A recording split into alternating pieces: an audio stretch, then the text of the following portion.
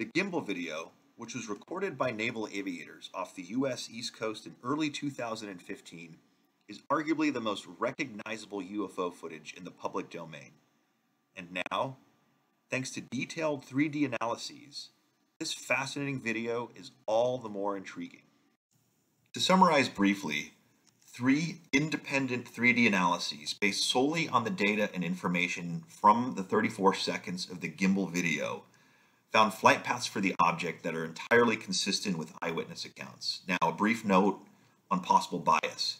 One of these 3 analyses was conducted by a UFO skeptic, and 2 were conducted by self-described UFO agnostics. Importantly, all 3 found nearly identical results. And I'd like to take a moment to thank 2 of these individuals for the enormous amount of technical expertise that they brought to bear. Now, with 3 independent analyses confirming and supporting eyewitness accounts of the object engaging in highly anomalous flight characteristics, these findings demand a much closer look by the scientific community. Perhaps the most interesting element of the Gimbal video is the apparent rotation of the object. There are 2 rotations in rapid succession, followed by a long and continuous movement, which will become very important shortly, and finally, one last rapid rotation at the very end of the video. Now, according to former naval aviator Ryan Graves, who was airborne during the Gimbal encounter, the object was less than 10 nautical miles from the jet that recorded the video. According to Graves, it was traveling at an incredibly slow airspeed. It's very difficult to maneuver a conventional aircraft at such slow speeds, especially at high altitude, where the air is much thinner than at sea level, for example. According to Graves, the object stopped and immediately reversed its direction with no turn. And it appeared to rotate in the direction of its flight path. Finally, according to the infrared video, the object had no obvious or apparent means of propulsion. Needless to say, these are highly anomalous flight characteristics. Now here's where things get very interesting. In early 2022, 3 independent 3D models of the Gimbal encounter, based solely on the data available from the video, found nearly identical results.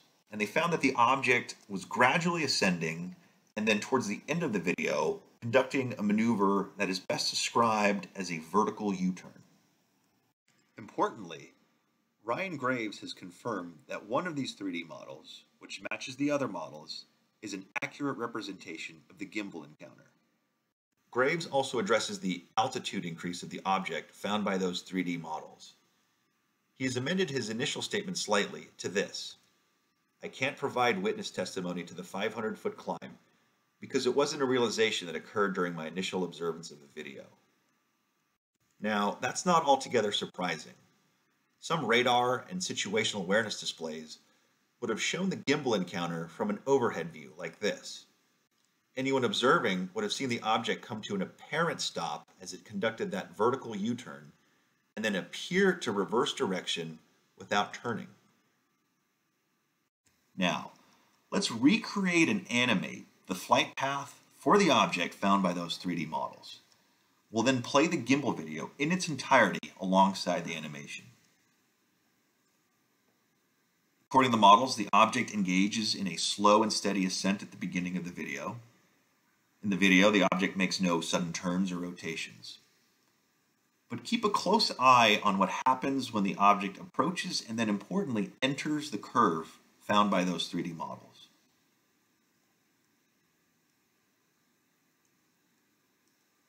Keep a close eye here.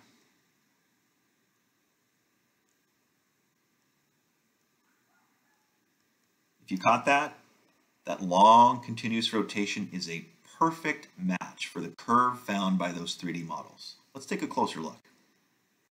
Here we'll focus on just the last few seconds of the video to highlight how incredibly well the observed rotation of the object matches with the curved flight path found by those 3D models. Watch closely here.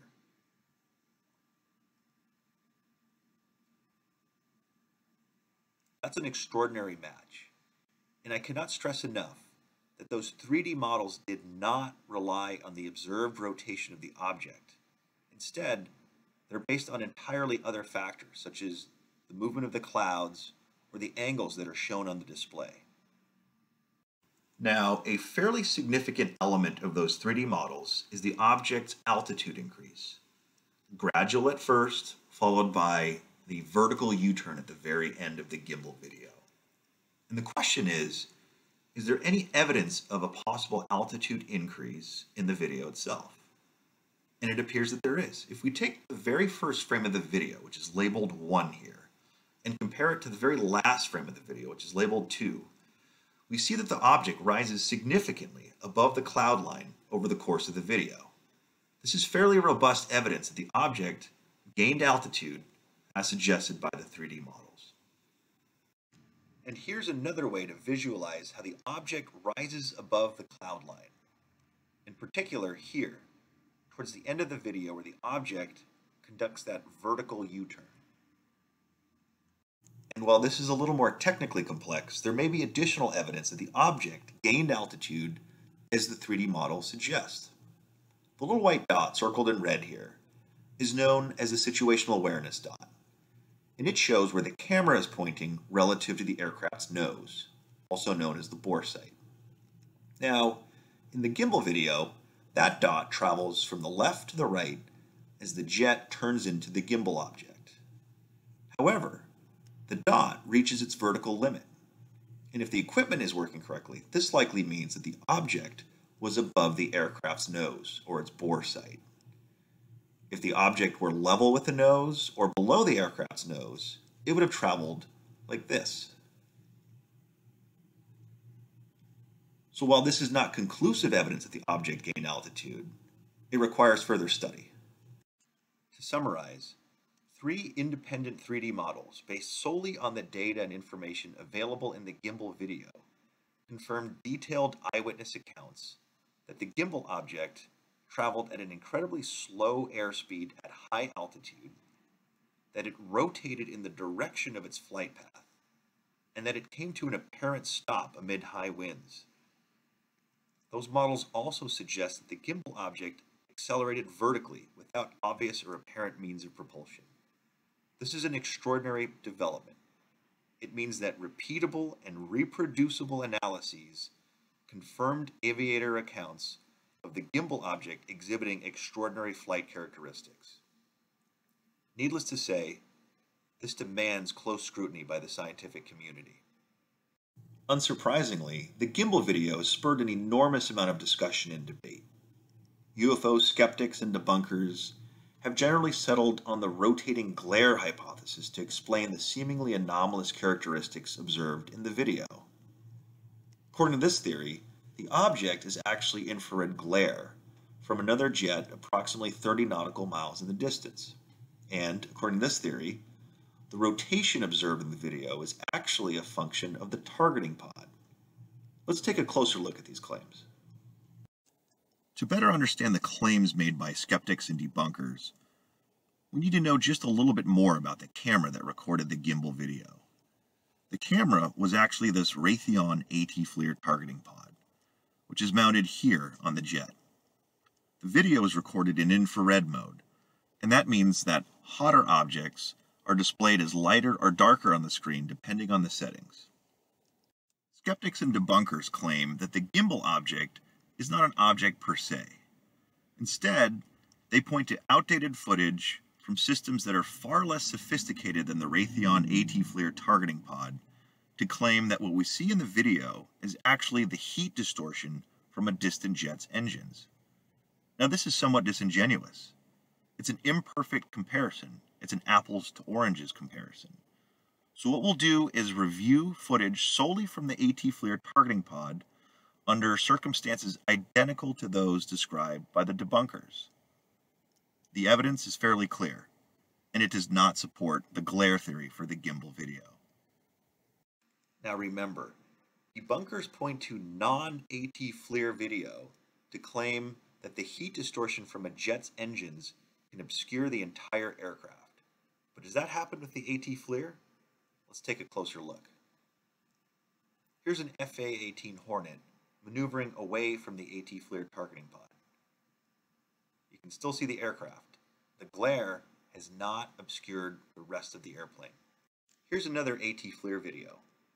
Once again, the heat distortion or the glare doesn't come anywhere close to obscuring the entire aircraft. Here's one more AT FLIR video showing both a change in the zoom as well as the field of view. Once again, the heat distortion comes nowhere near obscuring the rest of the airplane, as debunkers claim occurs in the gimbal video. That's significant. But there's more. And here's where things get even more interesting. Notice the exhaust plume emanating from the back of this jet. And same here, there's a significant exhaust plume emanating from every single engine in this video, from the fighter jets to the tanker plane. Now, to put this all together, this AT FLIR video will show how an exhaust plume viewed at a slight angle is far more pronounced than if the camera were looking directly at the jet's engine.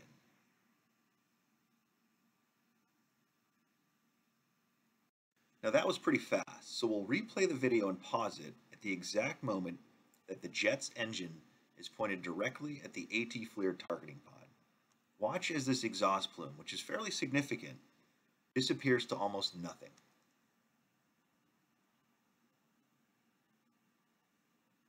And there it is. That little dot is the jet's engine viewed directly by the AT FLIR targeting pod. That massive exhaust plume disappeared to almost nothing. Now this is incredibly important because debunkers claim that the opposite happens in gimbal. They claim that the glare actually increases and enlarges in size as the camera gets closer to the engine. This video shows that the opposite happens. Now, to really drive this point home, watch this video and keep a close eye on this exhaust plume as the jet that's recording the video closes in on the engines of the other jet. This is really important because this precise alignment is what debunkers claim occurs in the gimbal video, and yet they have no explanation for the lack of exhaust plume at the beginning of the video, nor can they explain the fact that the exhaust plume, for all intents and purposes, disappears by the end of the video. And finally, thanks to some rough calculations, we have a ballpark idea of how large the gimbal object is at various distances. If it's 10 nautical miles away, it's just shy of 20 feet in length. And if it's 30 nautical miles away, it's just over 40 feet in length. Now let's compare the gimbal object to an F-18 fighter jet that's nearly identical in size in one of these videos. We know that the F-18's wingspan is about 37 feet. Just for the sake of argument, let's assume that the zoom and field of view settings are identical in this video as they are in the gimbal video. That means the jet is about 25 nautical miles away. Now again, debunkers claim that the gimbal object is the heat distortion or infrared glare from a jet 30 nautical miles away. Any way you slice it, the size simply does not match up. And just for clarity, that small bump at the bottom of the heat distortion that seems to match the gimbal object is just the exhaust plume as the F-18 pitches up slightly. Now, to summarize briefly, debunkers use non-AT FLIR footage to claim that the heat distortion from a jet's engines obscures the rest of the aircraft. But there's no evidence that the AT FLIR does this. It's the ultimate apples to oranges comparison. Next, the AT FLIR pod displays heat from an engine far more prominently when it's viewed at an angle than when it's viewed tail on. Now this is important because it's the exact opposite of what debunkers claim occurs in the gimbal video. Moving right along, using AT FLIR footage and some basic calculations, debunkers' claims about the size and distance of the gimbal object simply do not hold up. And finally, the heat distortion displayed by the AT FLIR has jagged edges and tends to flicker. It's the complete opposite of the gimbal object, which has sharply defined edges.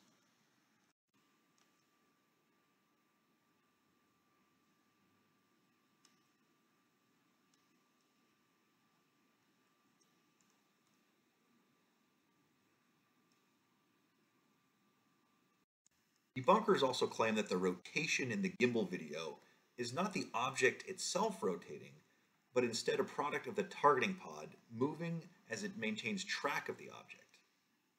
But I've spoken with active duty and retired naval aviators who use the AT FLIR system on a daily basis, an AT FLIR technician, and a top Raytheon engineer. None of them agree with this theory. But don't have to take my word for it. We'll review AT FLIR and simulator video, as well as some publicly available patent documents to show that the AT FLIR targeting pods do not rotate in the choppy, discontinuous steps seen in the video. This simulation shows exactly how the Raytheon AT FLIR targeting pod would have tracked the object in the gimbal video. You'll notice that it's a nice, smooth, continuous rotation. There's no jerkiness or choppiness in the targeting pod's movement as it tracks the object. And while this is just a little more technically complex, the publicly available patent documents explain quite clearly that the targeting pod has no issue tracking an object from the airplane's left to its right, as in the gimbal engagement. Now, some debunkers will take sections of the patent language entirely out of context to claim that the targeting pod rotates in the short, discontinuous steps seen in the gimbal video. However, in this particular case, the language below only applies if the jet in the video was undergoing, quote, significant changes in pitch. The jet in the gimbal video was not. That makes this language irrelevant. While this is even more technically complex, it's important. Some debunkers point to the publicly available patent language describing internal mirrors and axes inside the AT FLIR pod to explain the choppy, discontinuous rotation seen in the video. However, the patent language is clear. Those internal mirrors and axes only activate under very, very specific circumstances. And those circumstances are not present in the gimbal video. That means that two external axes would have tracked the object in the gimbal video, as noted here in the patent language. That also means that the rotation would have been smooth and continuous, not the choppy, disjointed steps seen in the video. I have confirmed the operation of these internal mirrors and axes with a top engineer. Now let's watch a recreation of the gimbal engagement in an ultra-realistic simulator. Keep an eye on the smooth, continuous rotation of the AT FLIR pod, which can also be seen along the edges of this display.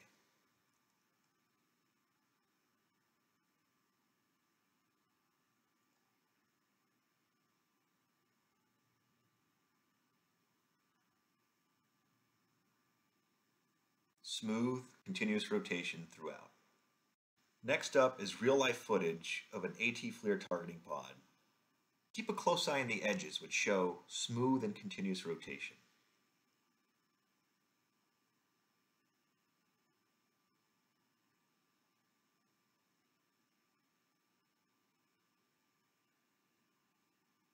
And finally, keep a close eye on the two streaks emanating from this jet's engines. They will rotate in tandem with the AT FLIR targeting pod. Now it's important to keep an eye on this situational awareness dot, which, as described earlier, indicates where the camera is pointing relative to the front of the airplane. As long as that dot is moving, and as long as it's moving in one direction, the rotation of the pod is smooth and continuous.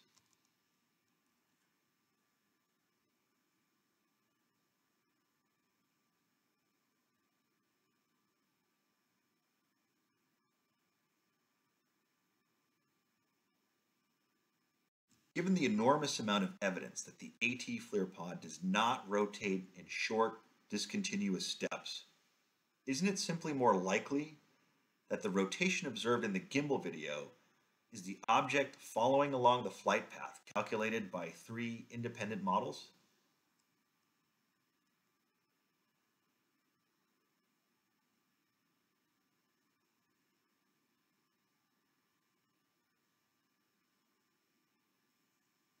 There are also other ways to address the rotating glare theory. In this video, the horizon is stabilized. And that means if the object were actually an artifact of the camera, you would see it rotate in tandem with the edges of the video. But it does not do so. Instead, it appears to be on the trajectory calculated by those 3D models.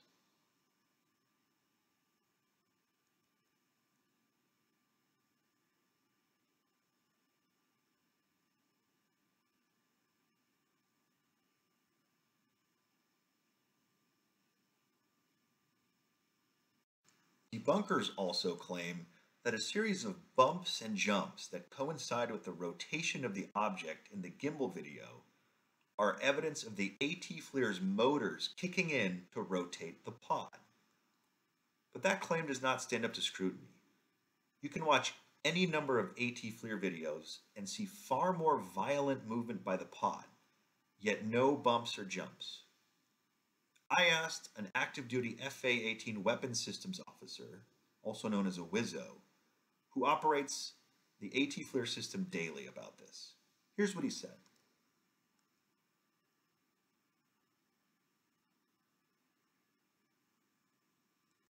Debunkers will also point to the movement of streaks or light patterns in the background of the gimbal video as further evidence that the observed rotation is a product of the AT FLIR pod's movement. Well, I read a very interesting academic paper about how high contrast objects can influence the rest of an image. I sent the gimbal video to the author, and here was the response. In other words, the gimbal object itself could very well be creating these streaks.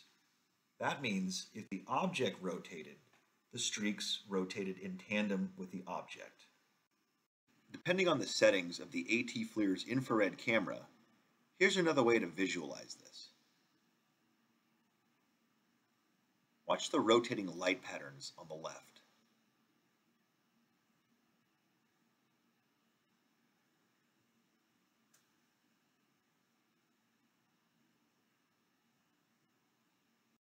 And finally, debunkers point to the close correlation between the white line and the green line in this graph.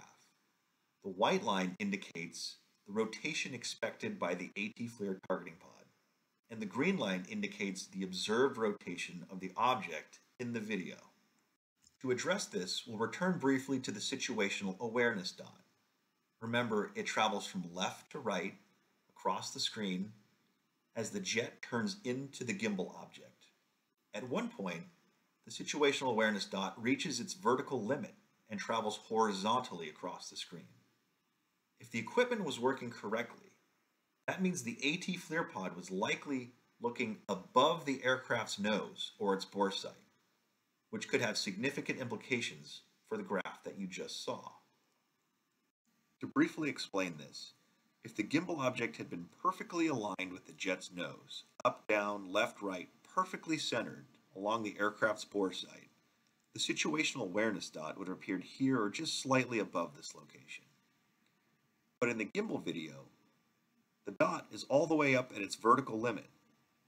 This suggests that the gimbal object was above the aircraft's nose. This could all have significant implications for the angle of attack of the jet that recorded the gimbal video, which we know was running very, very low on fuel as it returned to base.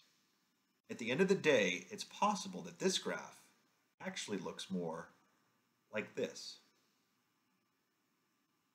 To wrap this all up, debunkers claim that the gimbal object is actually a jet 30 nautical miles in the distance.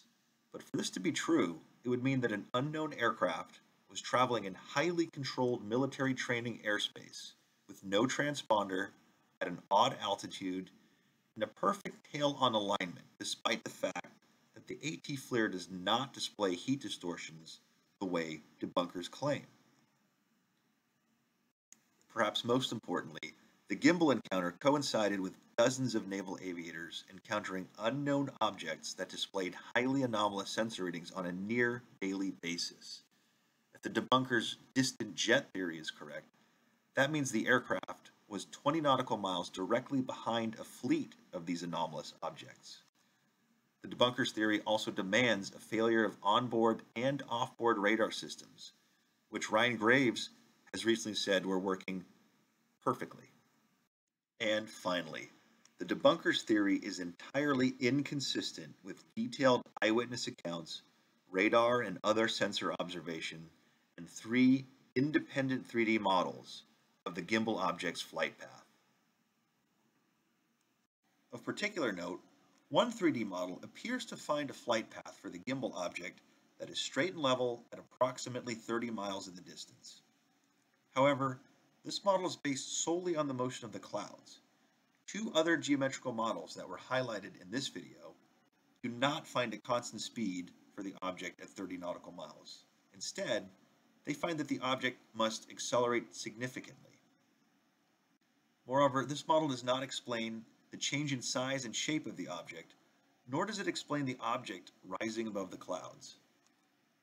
Here's a more detailed technical analysis of this particular 3D model. While this is certainly quite dense, the bottom line is that the distant jet scenario supposes that a mysterious plane flying at an odd altitude 300 miles off the coast would have created a glare that precisely matches the close-in trajectory within 10 miles described in detail by eyewitnesses. The only possible explanation for that is an extraordinary technical failure, but as we've seen from Ryan Graves, he has high confidence that the radar and other equipment was working, quote, perfectly.